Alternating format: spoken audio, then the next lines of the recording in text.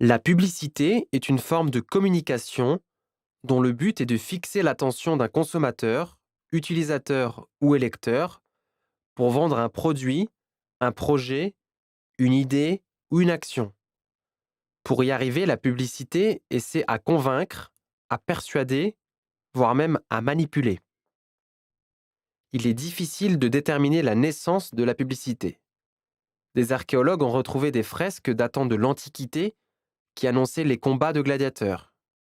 Au Moyen Âge, la publicité orale, faite par les crieurs, est apparue. Ils vendaient les produits d'un marchand. Au XIXe siècle, lors de la révolution industrielle, le progrès technique a permis à la publicité de communiquer à travers les médias. Le 16 juin 1836, Émile de Girardin fait insérer pour la première fois dans son journal, La Presse, des annonces commerciales, ce qui lui permet d'en abaisser le prix et optimiser la rentabilité. Cette formule est immédiatement copiée. La publicité média est née.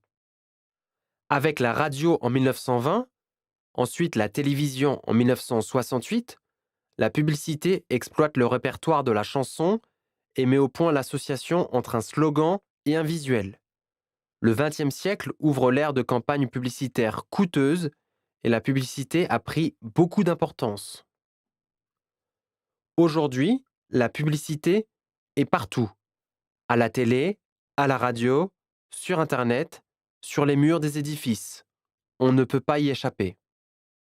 Du matin au soir, de la maison au travail, dans la rue, sur les murs ou dans les transports, dans les voitures du métro, les affiches colorées attirent notre attention. On distingue deux grandes catégories de supports publicitaires, les médias et le hors-média. Le terme publicité média désigne généralement les actions de communication publicitaire entreprises sur les 6 médias publicitaires: affichage, télévision, presse, cinéma, radio, Internet. La publicité hors média désigne les actions publicitaires n'utilisant pas les grands médias publicitaires. Voici quelques formes de publicité hors média. PLV, qui signifie publicité sur le lieu de vente. Guérilla marketing, c'est un concept de stratégie de publicité destiné aux petites entreprises afin de promouvoir leurs produits ou services de façon non conventionnelle en dépensant peu d'argent. Des grandes entreprises ont repris les techniques, mais avec des budgets beaucoup plus importants. Événementiel.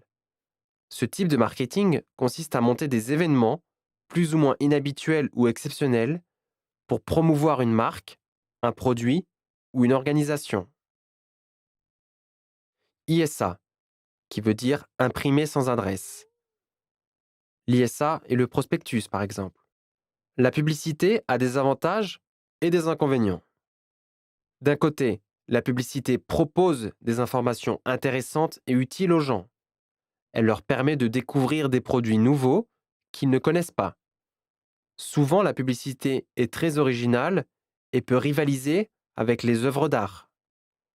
La publicité incite les gens à respecter le code de la route ou à protéger l'environnement.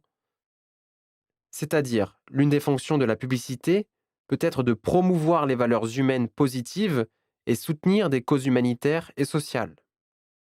La publicité peut aussi servir à informer les gens d'événements intéressants, culturels et sportifs. Mais d'un autre côté, il y a des points négatifs. Le fait est que la publicité peut être mensongère.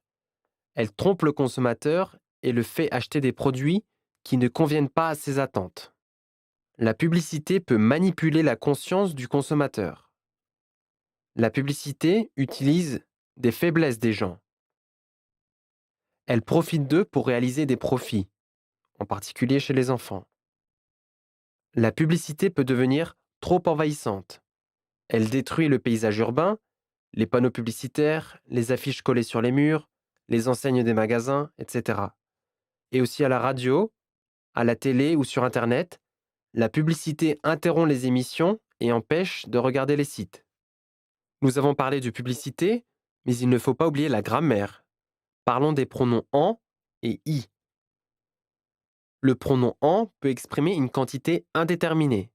Par exemple, vous achetez du jus? Oui, j'en achète.